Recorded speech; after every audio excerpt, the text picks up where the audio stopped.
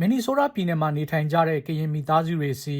ICE လူဝင်မှုကြီးကြပ်ရေးအေဂျင့်တွေလာရောက်စစ်ဆေးနေတာကြောင့်အခြေချရွှေ့ပြောင်းနေထိုင်သူတွေကြားစိုးရိမ်မှုတွေပိုပြီးတော့ကြီးထွားလာနေတယ်လို့ဆဟန်းဂျာနယ်ကရေးသားပါတယ်။စိန့်ပေါမင်နီယာပိုလစ်မြို့ညီနောင်မှာဆိုမာလီယာနိုင်ငံကရွှေ့ပြောင်းဝင်ရောက်သူအများပြားလဲအခြေစိုက်နေထိုင်နေကြတာပါ။မင်နီဆိုးတားမှာမြန်မာနိုင်ငံကရွှေ့ပြောင်းဝင်ရောက်သူ22,000လောက်နေထိုင်ကြပြီးတော့အများစုကကရင်လူမျိုးတွေဖြစ်ပါတယ်။2000ခုနှစ်လောက်ကနေအထူးသဖြင့်စိန့်ပေါမင်နီယာပိုလစ်မြို့ဝန်းကျင်မှာအခြေစိုက်နေထိုင်လာကြတာဖြစ်ပြီးစေအုပ်စုရဲ့လူမျိုးစုတွေအပေါ်ပြစ်မှတ်ထားတိုက်ခိုက်မှုကြောင့်အများစုဟာထိုင်းမြန်မာနယ်စပ်ဒုက္ခသည်စခန်းတွေမှာနှစ်ပေါင်းများစွာခိုလုံခဲ့ကြပြီးအမေရိကန်ပြည်ထောင်စုကိုဒုက္ခသည်အဖြစ်ရောက်လာကြတာပါ2021ခုနှစ်စစ်တပ်ကအာဏာသိမ်းပြီးနောက်ပိုင်းမှာလည်းအမေရိကမှာမြန်မာနိုင်ငံကကျောင်းလာတက်သူတွေအကြောင်းမျိုးစုံနဲ့ရောက်လာပြီးတော့ TPS ယာယီခိုလုံခွင့်နဲ့နေထိုင်သူ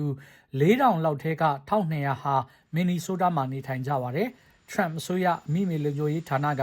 မြန်မာနိုင်ငံမှာရွေးကောက်ပွဲကျင်းပနိုင်ပြီဖြစ်တာကြောင့်အခြေအနေတွေတိုးတက်လာတဲ့ဆိုပြီးတော့မြန်မာတွေအတွက် TPS ခိုလုံခွင့်ကိုဖျက်သိမ်းလိုက်တာမှာဇန်နဝါရီ2026ခုနှစ်မှာတက်တန်းကုန်မှာပါအမေရိကန်နိုင်ငံသားရေးဌာနကတော့မြန်မာနိုင်ငံဟာအဆင့်၄အင်မတန်အန္တရာယ်များပြားလွန်းတဲ့နိုင်ငံအဖြစ်သတ်မှတ်ထားပြီးလုံးဝခရီးမသွားကြဖို့မေလကတည်းက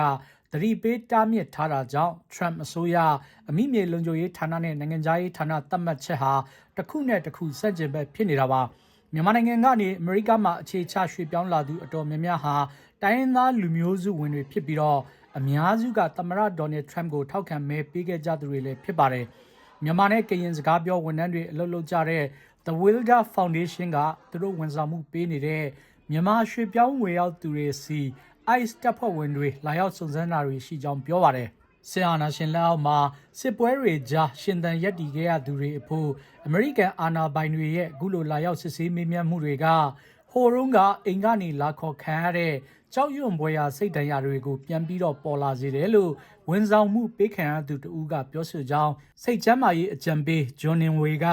ဆဟန်းဂျာနယ်ကိုပြောကြားထားပါတယ်။ဆဟန်းဂျာနယ်ဟာမင်နီဆိုးတားမှာနေတဲ့မြန်မာတွေနဲ့ပတ်သက်ပြီးတော့စုံစမ်းစစ်ဆေးမှုတွေကို USCIS အမေရိကန်နိုင်ငံသားဆိုင်ရာနဲ့လူဝင်မှုကြီးကြပ်ရေးဌာနကိုမေးမြန်းရမှာ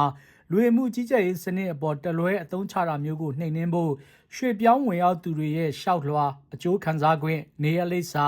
အလောက်အကင်စတာတွေကိုနိုင်ငံတော်ဝန်မှာလိုက်လံစစ်ဆေးနေတယ်လို့သာတွေ့ဝိုက်ဖြေကြတယ်လို့ဆိုပါတယ်ကျွန်တော်အောင်ဆွေပါ